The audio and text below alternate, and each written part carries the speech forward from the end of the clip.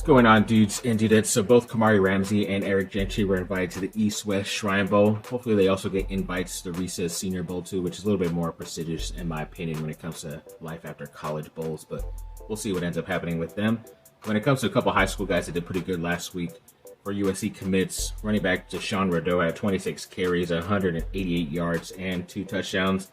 Even the safety Madden Riordan in a victory had 2 interceptions. So yes, as I keep saying, they have a lot of talent coming in next year, but if all these rumors come true where Lincoln Riley is thinking about going to the NFL or maybe to another school like Florida or LSU and the SEC, then I don't know. I don't feel that crazy about it, especially if they still are able to keep the general manager Chad Bowden around, because I think he could definitely poach somebody like a Marcus Freeman from Notre Dame, or even as a consolation prize getting Lane Kiffin too. I would not mind either. So we'll see what ends up happening there.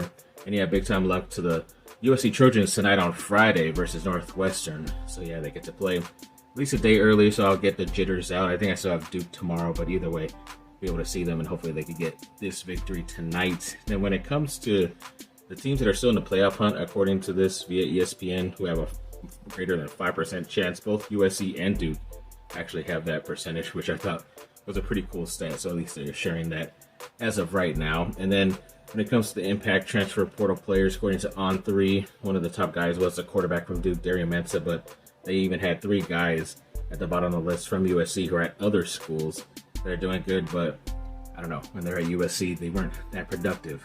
Who's to say they would be productive this year? Who knows? But either way, I guess we all got to move on, right?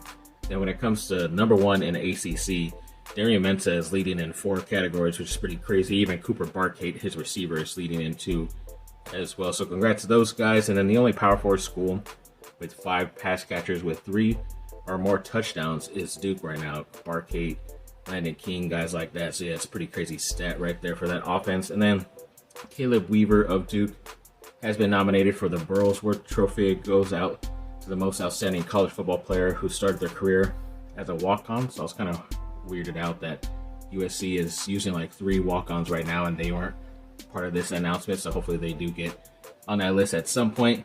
And then yeah, Odafe Awe has 2 more sacks in his last 2 games than Joey Bosa in the last 2 years. So that was a great trade, obviously, when it comes to the in-season trades for the Chargers so far. Owe and Penning, we'll see how he does, but they also got back picks too, and they also sent out picks, but they were able to get picks back later in the draft, so I was happy about that. So yeah, either way, everything's looking good and positive for a lot of the football update on my teams, and hopefully we'll have some better stuff to talk about around Monday or Tuesday. We'll see when I end up putting up another football video.